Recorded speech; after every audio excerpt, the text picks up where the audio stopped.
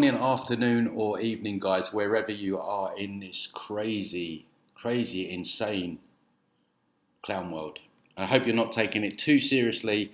I hope you're finding the humour in it. It's important that we do and we laugh, because every time we laugh, a reptilian doesn't get fed. Talking of reptilians, we're going to get into reptilians in a minute. But before I do, guys, don't forget to like, comment, subscribe. All that stuff really helps the channel out, as you know. Before we get into the guy I'm going to review, I just wanted to let you guys know that I was actually going to review someone called Sam the Illusionist. I saw a meme of his on Facebook. I've kind of heard of him before, and he was talking about how 5,000 people have ascended to the new earth and they don't even know. And I thought that was hilarious, so I was going to review it. So I went onto his channel, and then just as the same as what happened with Amanda Ellis, I started watching it, and I could feel this new age haze frequency coming over me.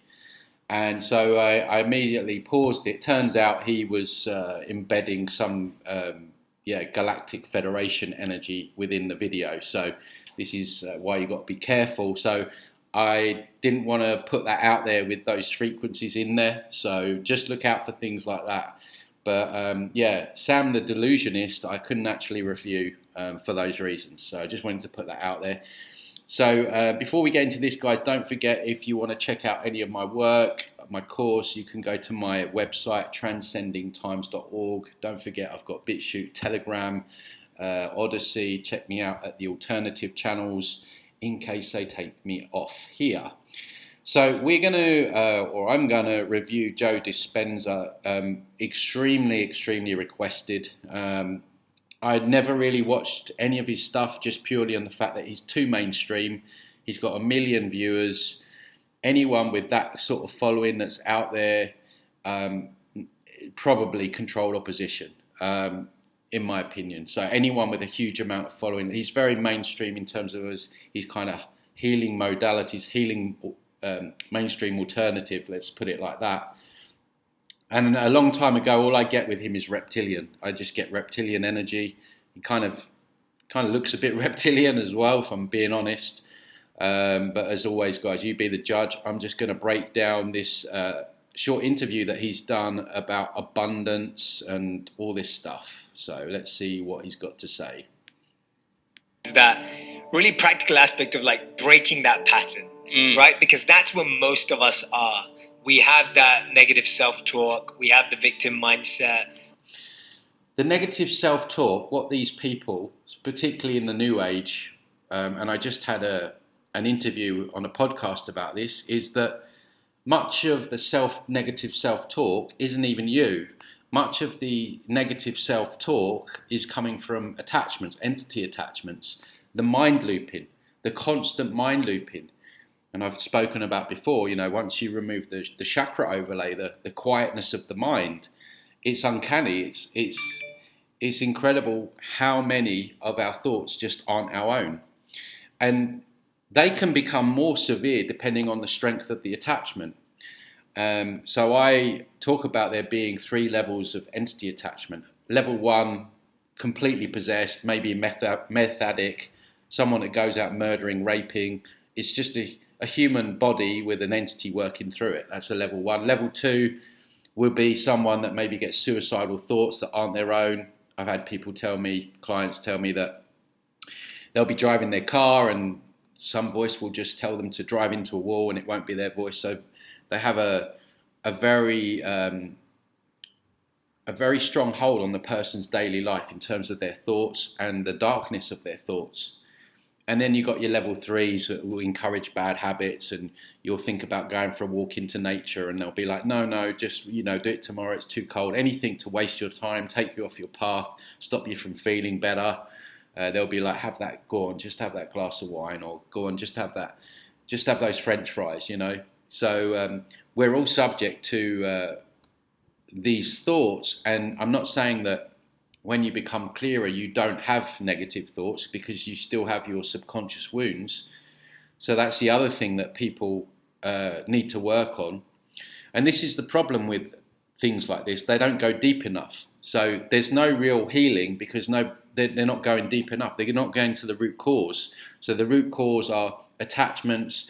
It's subconscious wounds from childhood that are driving the feelings of not feeling good enough, not feeling worthy, abandonment, betrayal.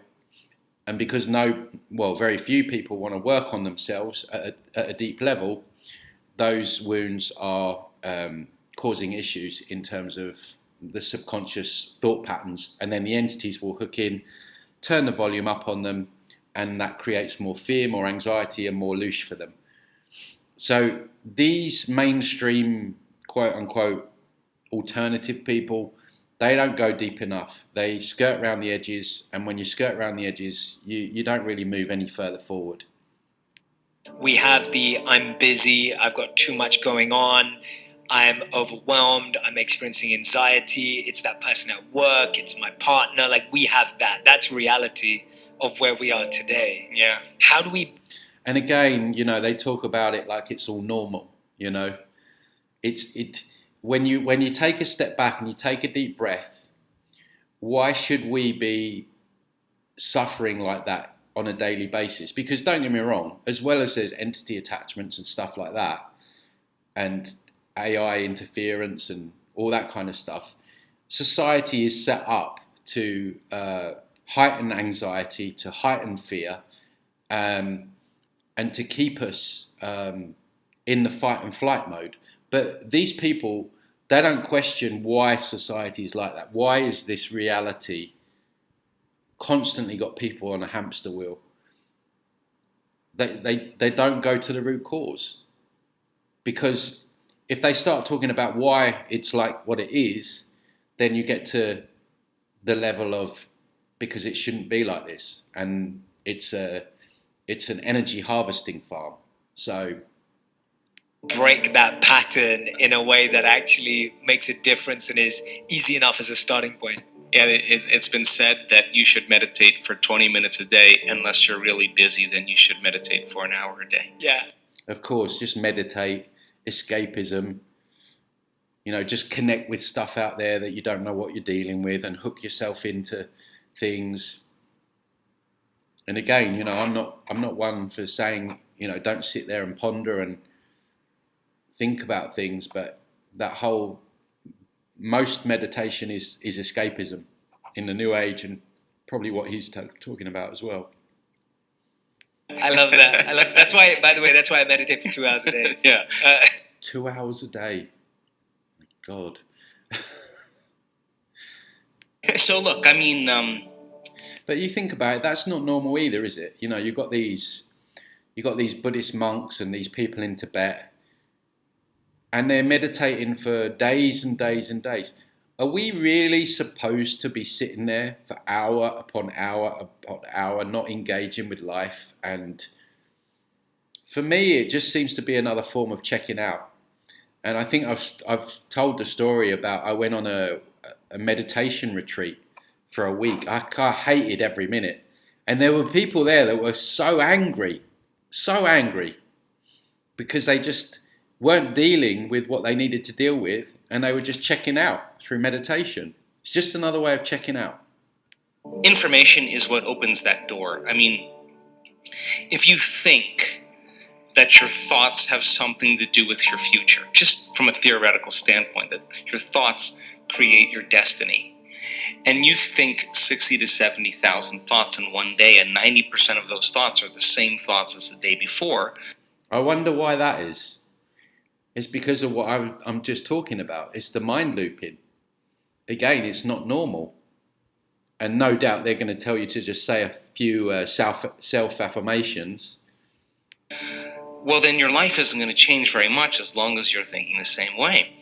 And those same thoughts lead to the same choices. The same choices lead to the same behaviors. The same behaviors create the exact same experiences, and we anticipate the same feelings or emotions from those experiences, and those emotions are the payoff that drive our very same thoughts. Well, our biology... So I'm not saying that we should all be sitting in a negative mindset or anything like that. And, sometimes when you're feeling down, you've got to talk yourself out of it. And you've got to G yourself up. So I'm not saying that. But these guys, what they're basically telling you is to spiritually bypass.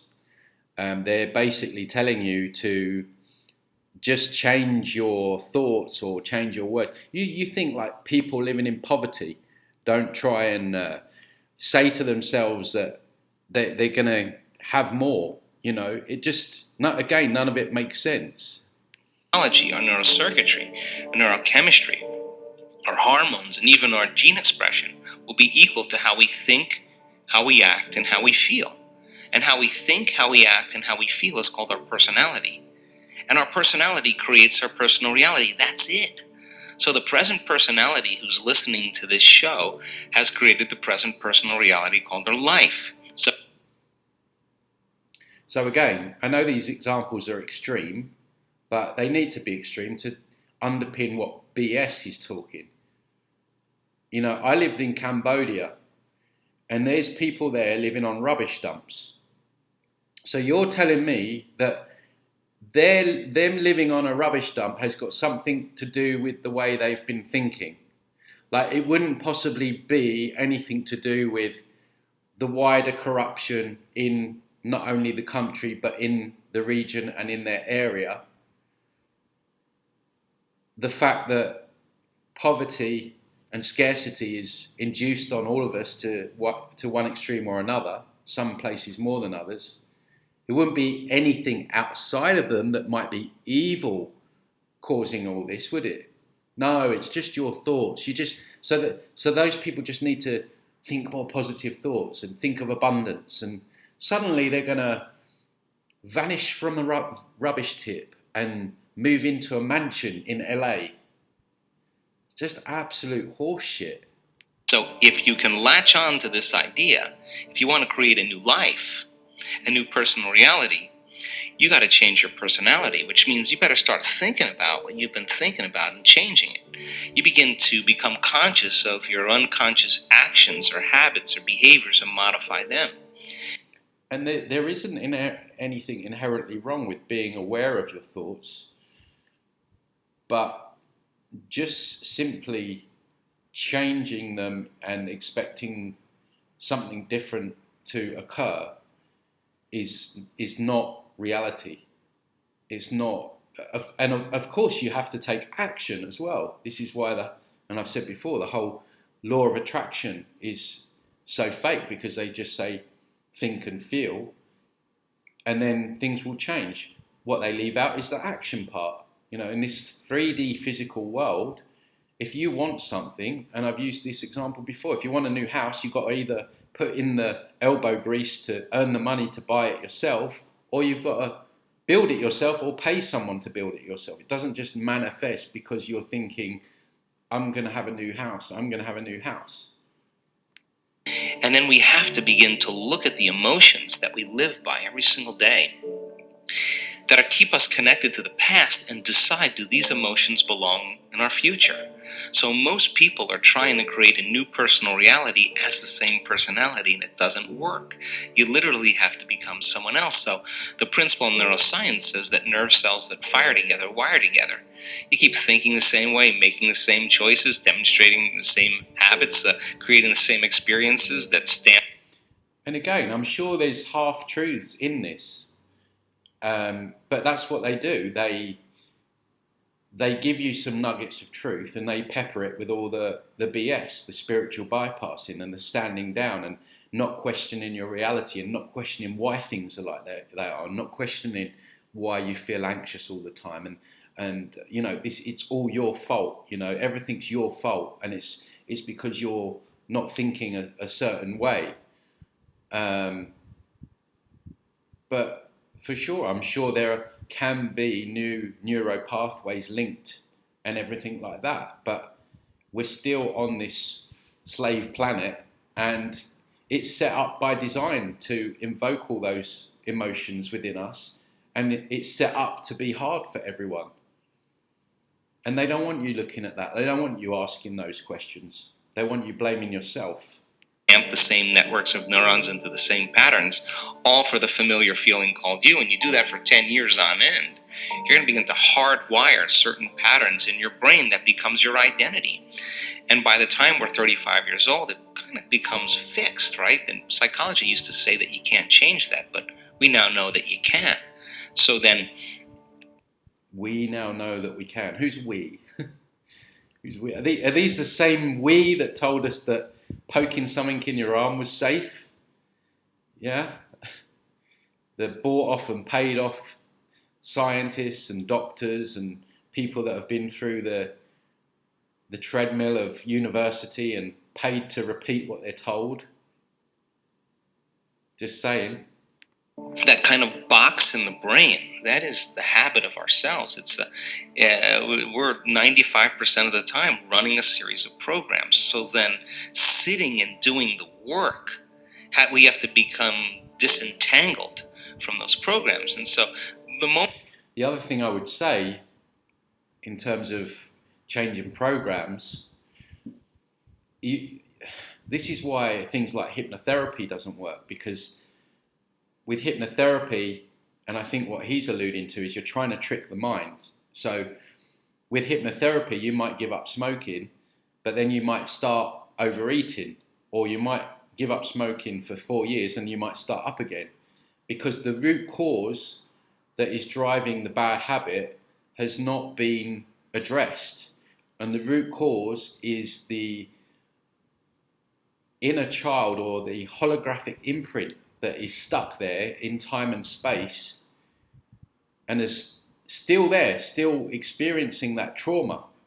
So you're replaying it within your subconscious, and that is driving you to want to drink, to smoke weed, to whatever your thing is, right?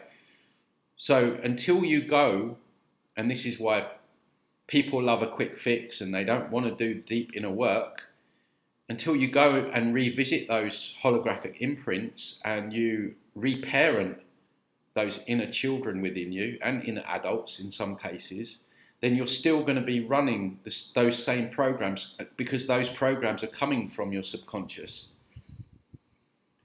And what he's saying is you just have to tell yourself a different story almost. We see this in like mainstream psychotherapy. So essentially he could be saying to someone that's suffered abuse that, you know, just keep talking positive to yourself, and that didn't kind of happen, and now you're going to have a new experience. And it doesn't work that way. The moment you decide to do something differently or make a new choice, what most people don't want to face is that discomfort. And that discomfort, that uncertainty, that lack of predictability, that unknown is what people are afraid of, because they'd rather live in guilt. At least they can predict who they're going to be than take a chance in possibility. So when a person begins to understand this, and you say, well, how long have you... Best therapists, notice that you break that word down. It's the rapists. Just interesting, the wordplay, the etymology on that. Been this way, and they say, I've been like this for 35 years. And you say, why 35 years? Because 35 years ago I had this one event. Well, the stronger the emotion you feel from reaction from that event, the more altered you feel inside of you, the more the brain narrows its focus and freezes the image and takes a snapshot, and that's called a memory, right? So then forget the memory. Forget the memory. This is exactly what I'm telling you. They want you to just forget, bypass, not deal with it. Override it. This is what they're preaching, overriding. But yet there's still an inner child or a trauma that he's talking about stuck there in time and space that needs to be dealt with, that needs to be reparented.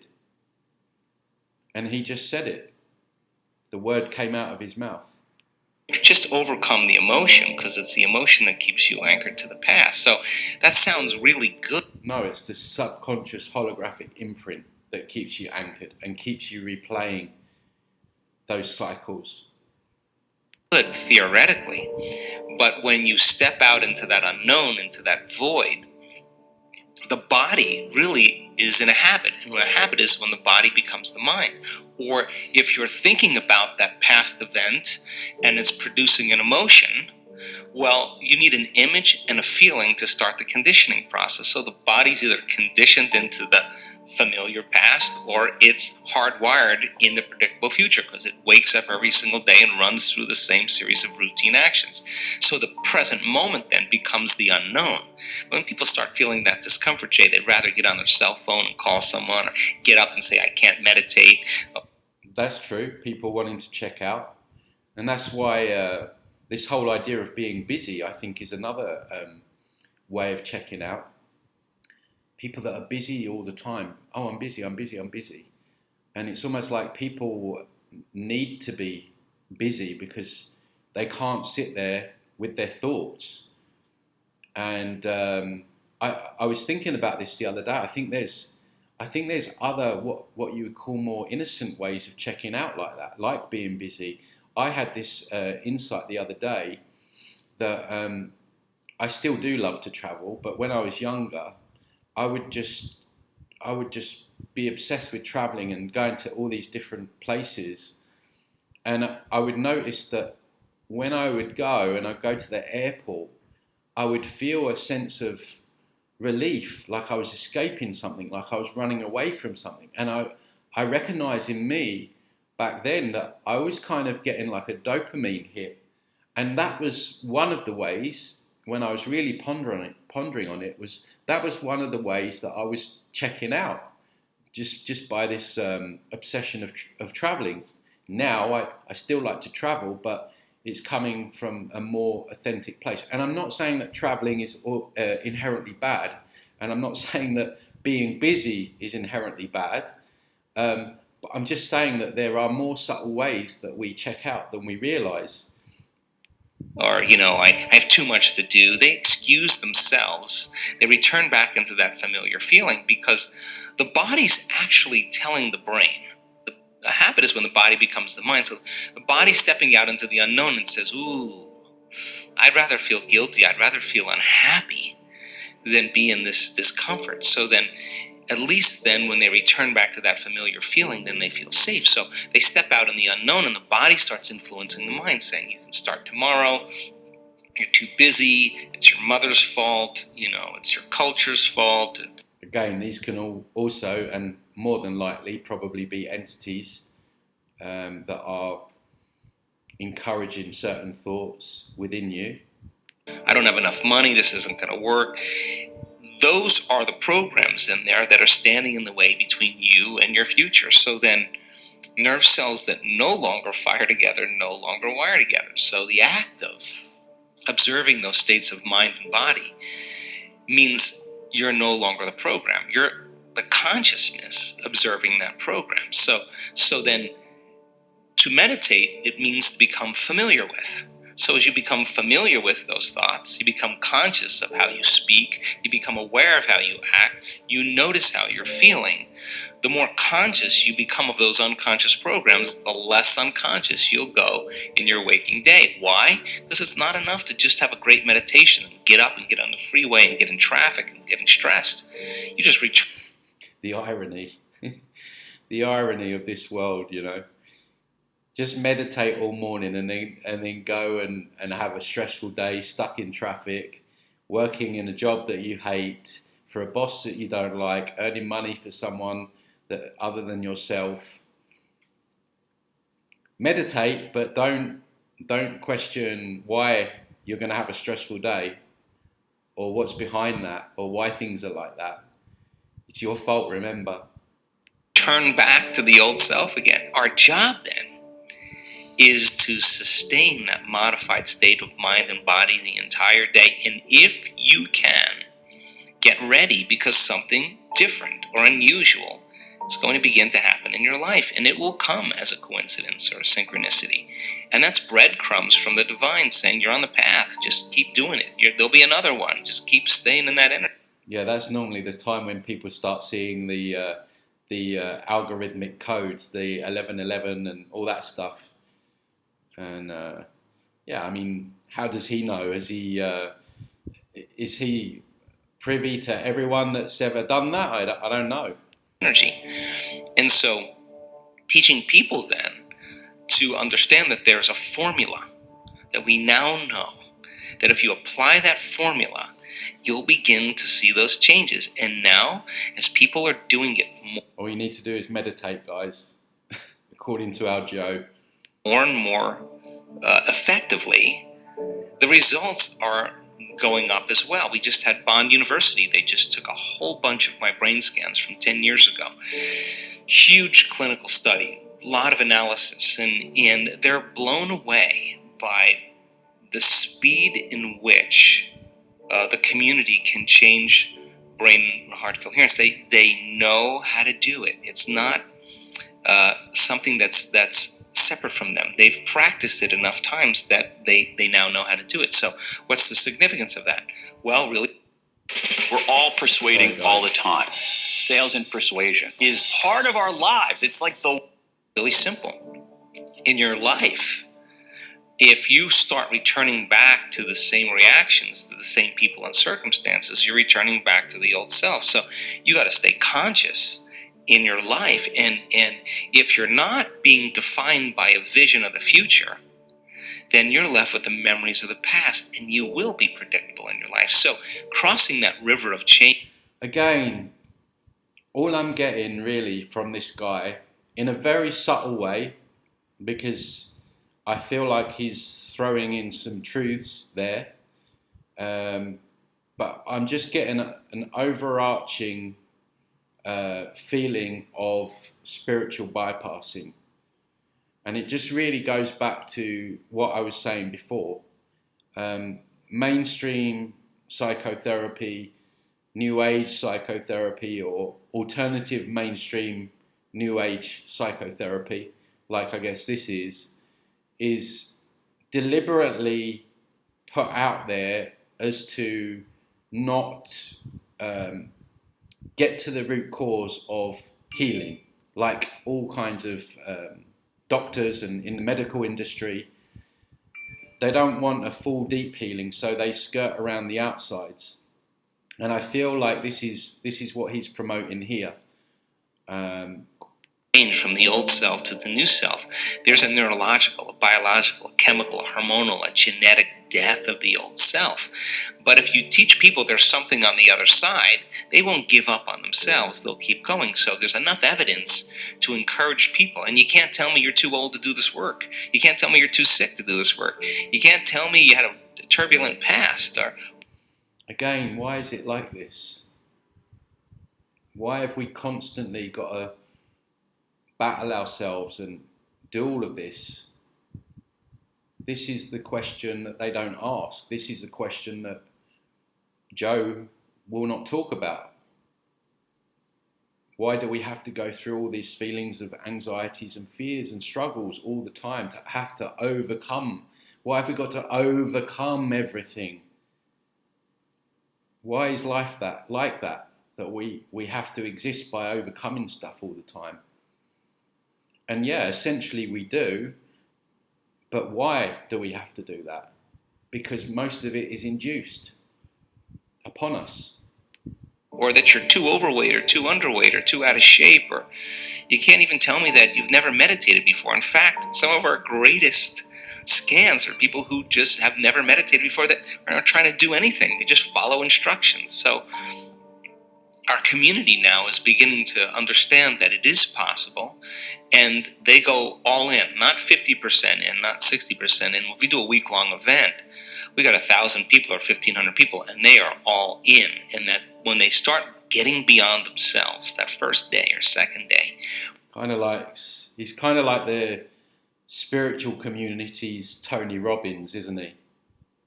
Once they start getting beyond themselves and that magic starts to happen, then I have no idea. I can't predict what's going to happen next. And it's usually pretty exciting. It's been said that when the pain of staying the same outweighs the pain of change, then we will change. Yes, exactly. Right? How bad does it have to get? Yeah, exactly. Exactly. How bad does it have to get?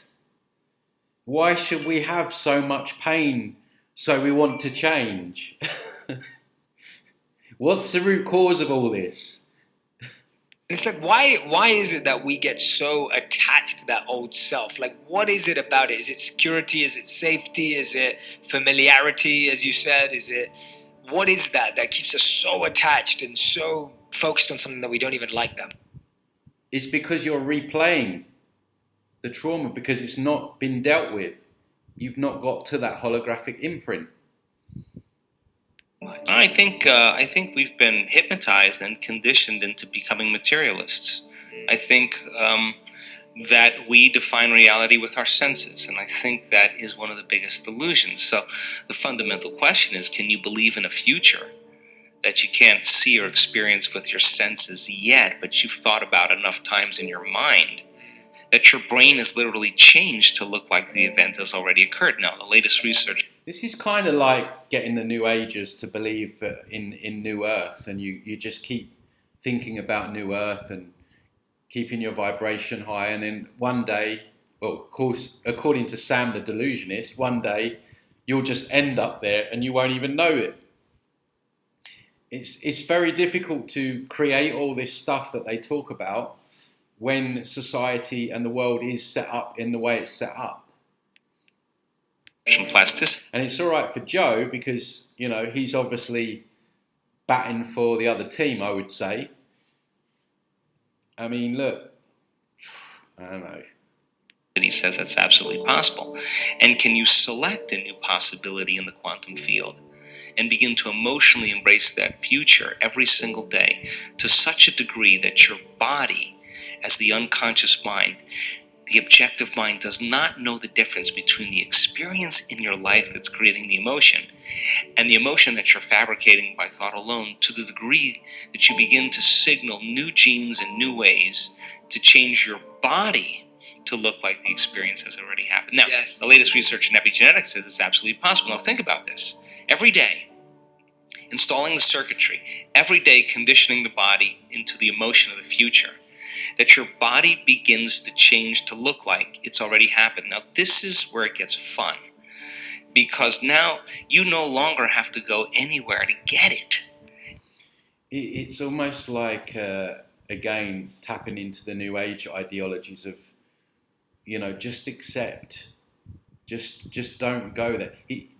If I could repackage what he's saying to, you know, and cut out all the bullshit, to me, what I'm getting is just accept, don't look at the negative, don't think about the negative, just focus on the positive, and you're going to draw more of that in, which is the same thing as the New Age saying, just focus on keeping your vibration high, and then you're going to manifest more of that into you.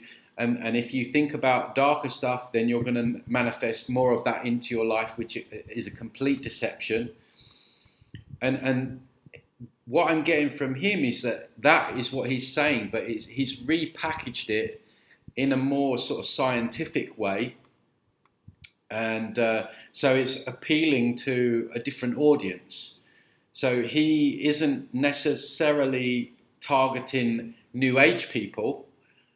He's targeting people that are perhaps more alternative leaning, but ultimately it still ends up in spiritual bypassing.